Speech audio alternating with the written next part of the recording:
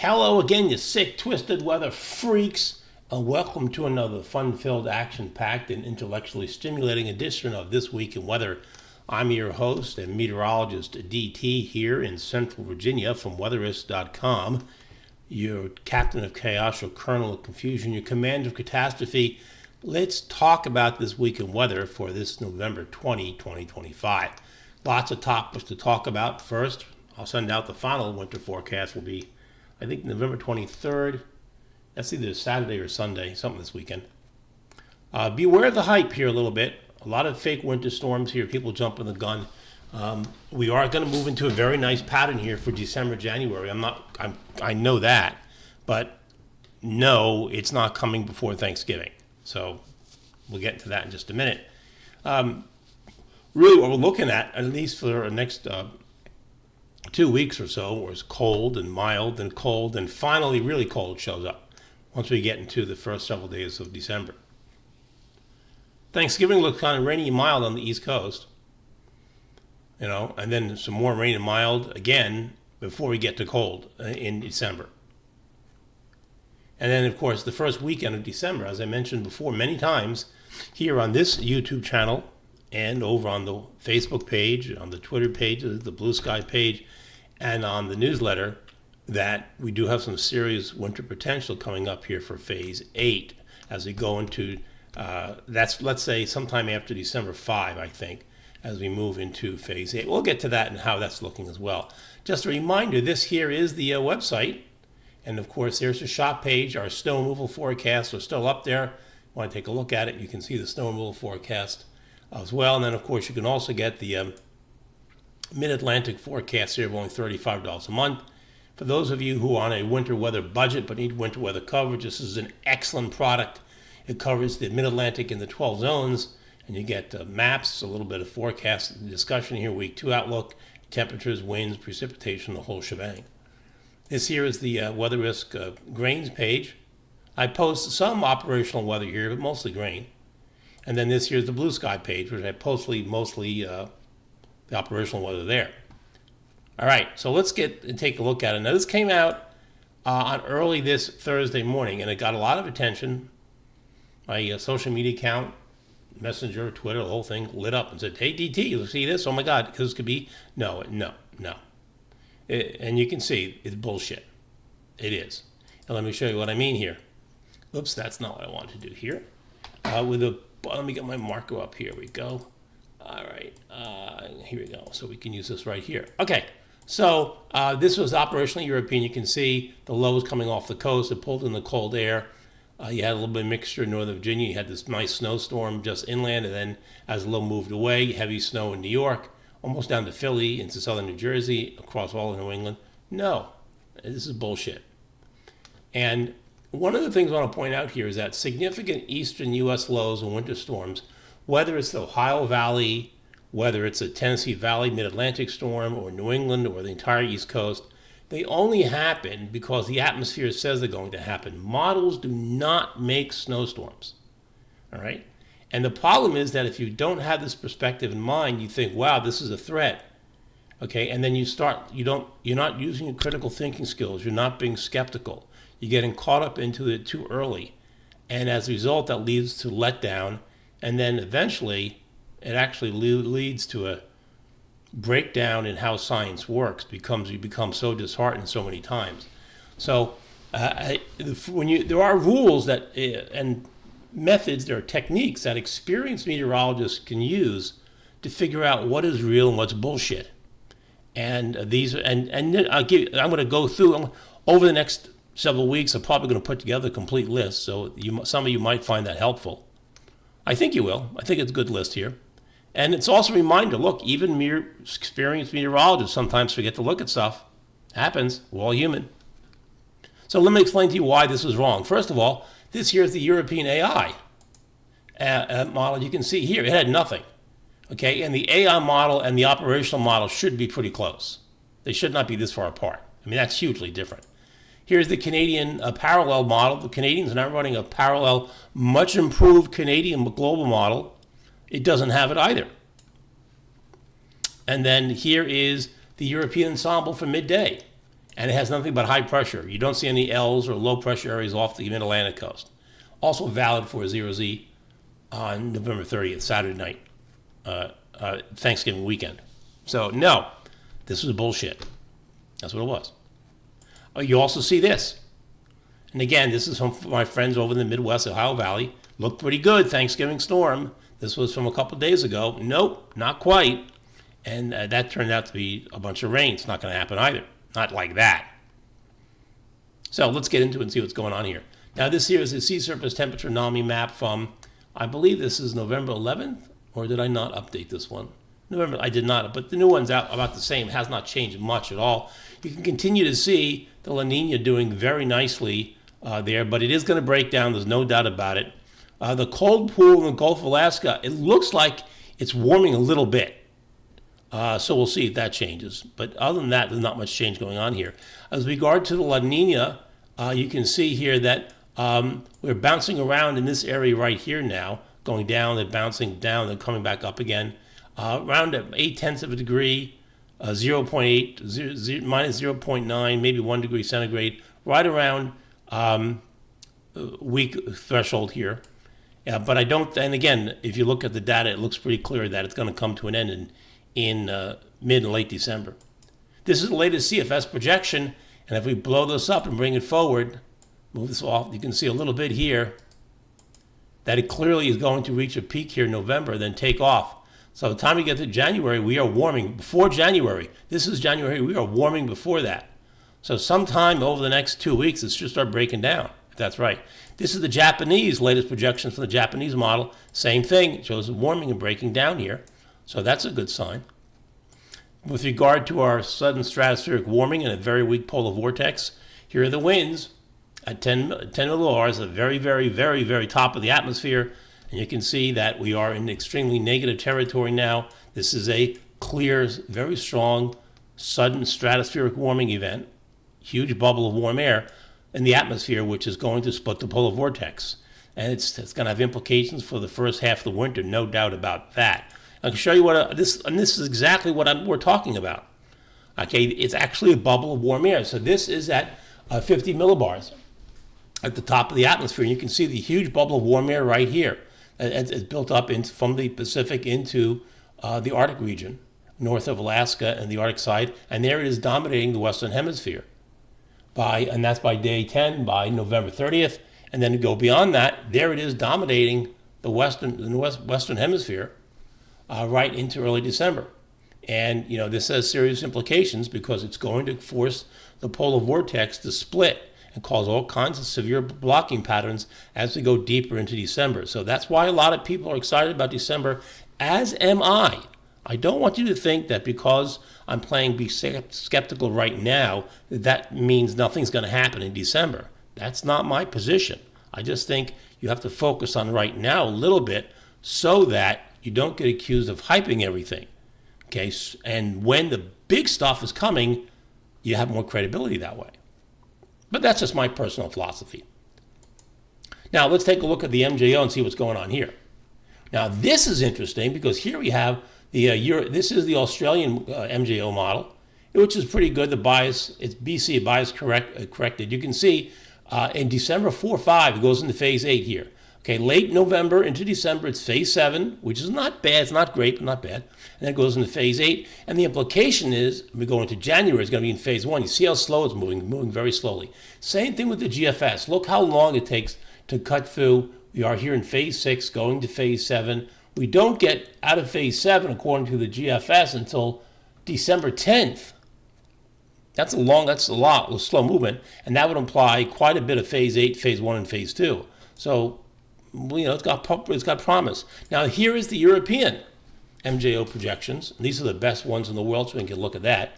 But you can see what's going on here. This is that I want to post the updated one. This is November 11th. The new run, which I didn't post here, I'm not sure why, I must have posted the wrong one, is much, much stronger in phase 8. It really has a lot of these blue dots in phase 8. So it really is going into phase 8. I rest assured on this one, folks. Now let me show you why this is important. This is the MJO pattern when you have a La Nina in the month of November. And as you can see, it's a pretty mild pattern.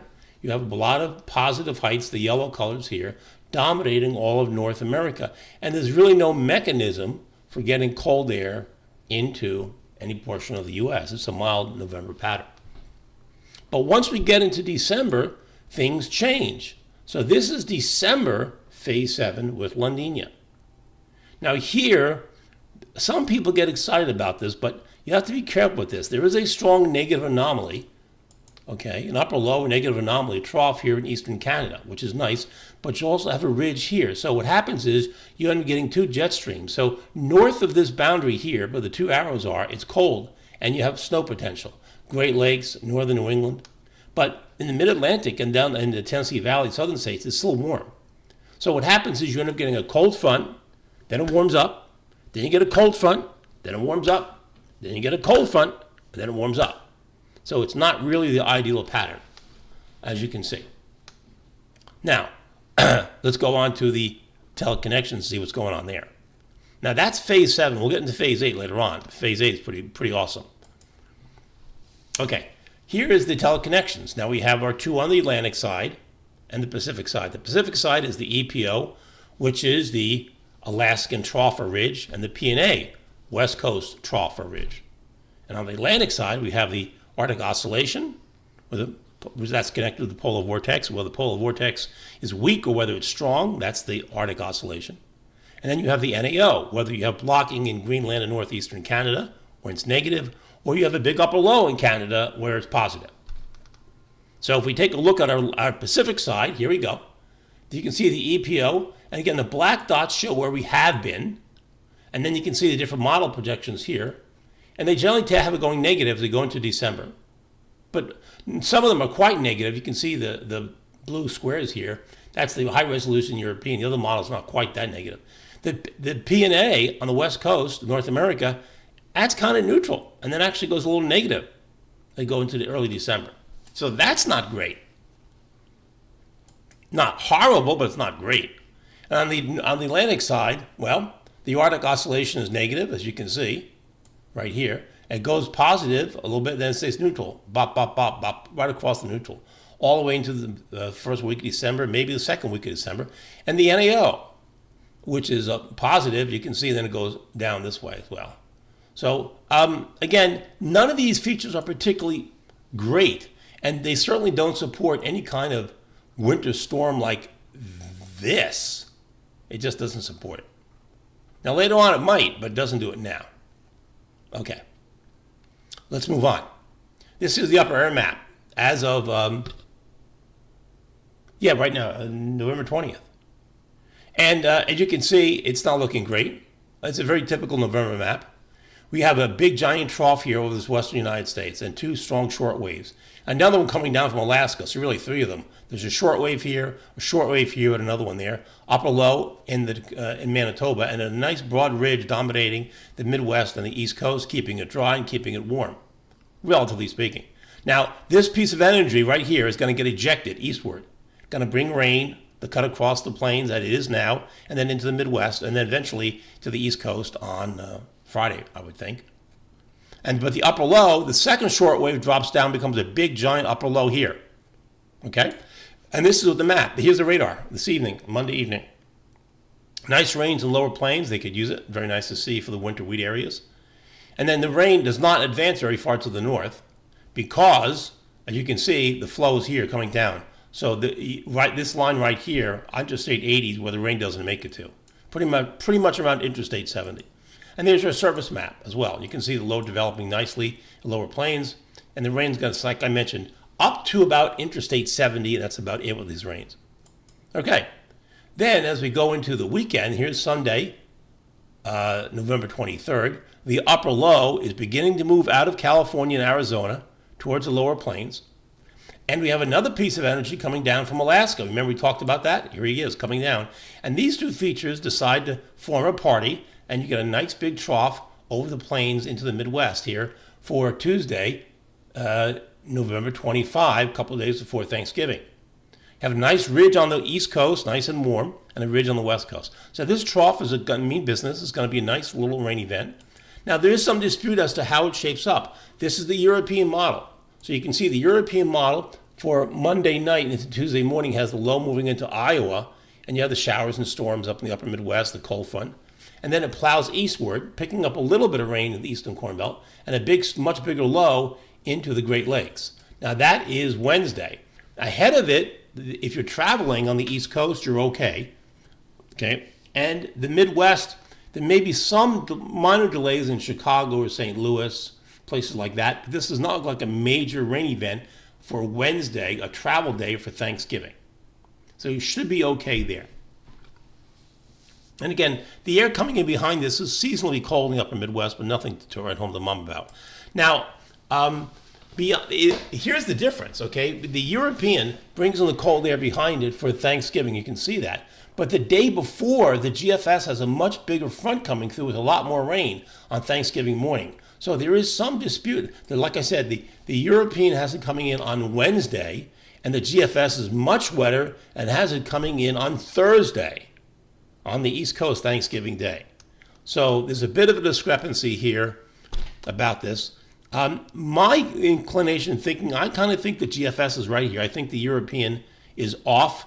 You know, early this morning I had a snowstorm on this early Thursday morning. Now it doesn't. Now it doesn't appear to be acting that well. So I kind of like the GFS solution here for Thanksgiving. Kind of a rainstorm on the East Coast Thanksgiving morning, from what I can see. We'll see. We'll watch it carefully and see how it plays out, but I'm kind of leaning towards the GFS solution here.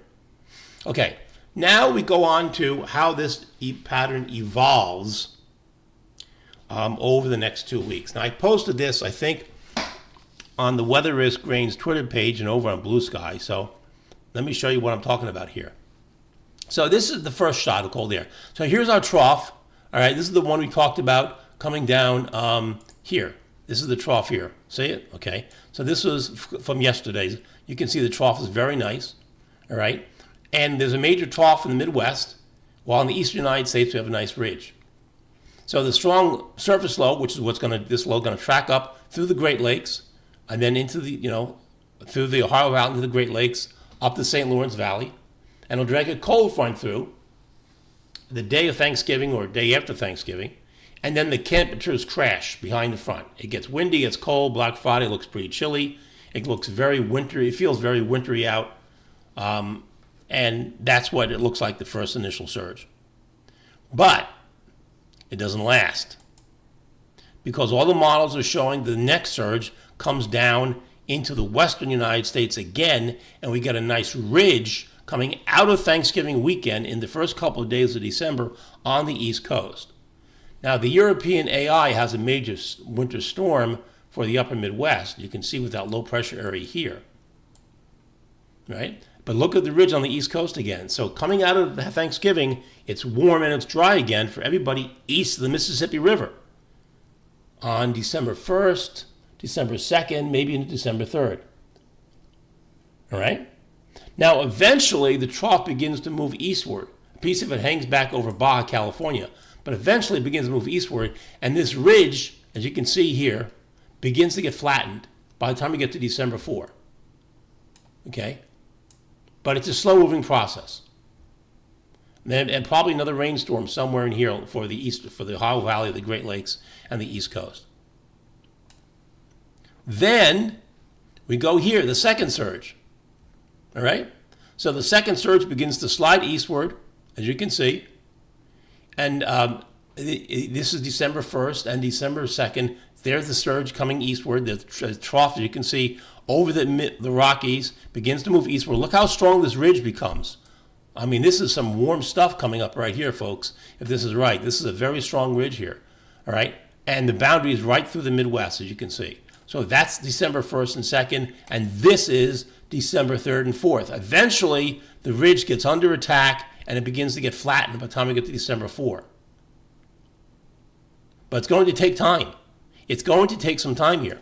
And I don't want people to think, oh, where's the cold air? It's December 3rd. Where's the cold air?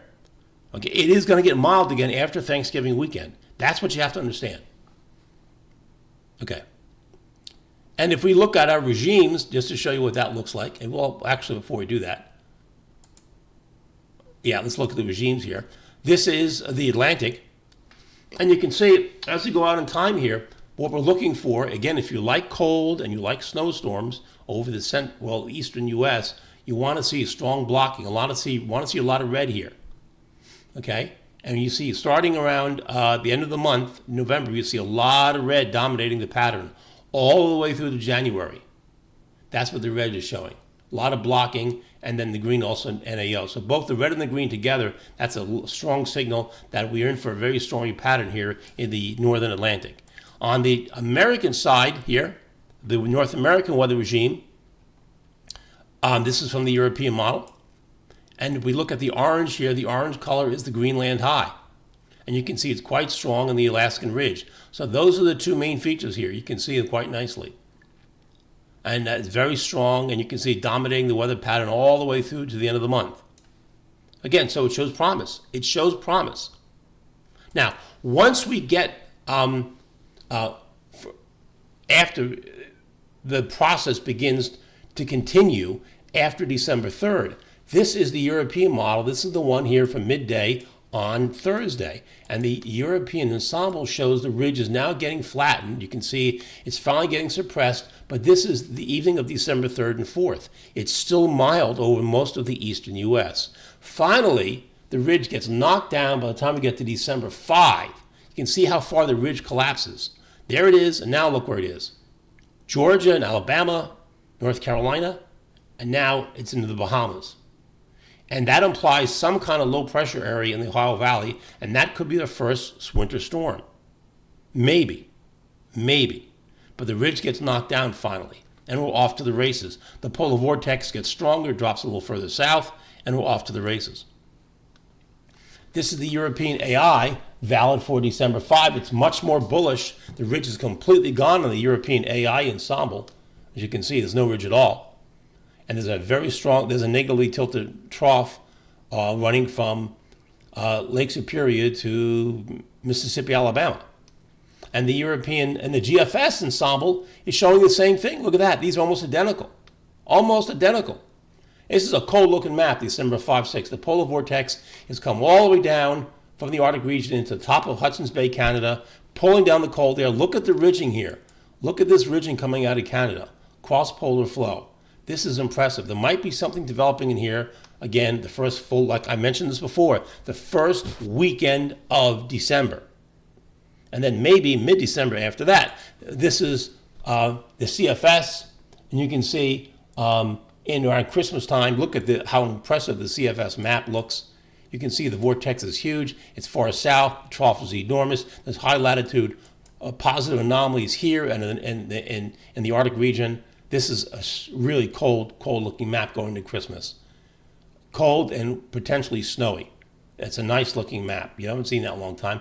And this is the GFS extended, also with a very sharply negatively tilted trough, strong ridge, west coast, tremendous amount of cold air coming southward. This is December 11th, December 10, 11. So all sorts of possibilities here. But the point I want to get across here is the first surge, after Thanksgiving weekend, it's nice. Then the pattern breaks down. The new trough comes to the western United States. The ridge comes back into the eastern U.S. We warm up for a few days. And then it finally slides eastward, and we're off to the races, and things looking good after December 4 or 5. So that's how I see the next 2 or 3 weeks. Hopefully you learned something in this. And like I said, I'm probably go back and put together these rules about winter storm forecasting in the eastern United States, little bits and pieces that you can look at and figure out when you have some experience. I think some of you might enjoy that. Anyway, this is meteorologist DT from Weather Risk. I will see you over on the Weather Risk Facebook page, over on the Blue Sky page, Weather Risk Range page, and over on the website.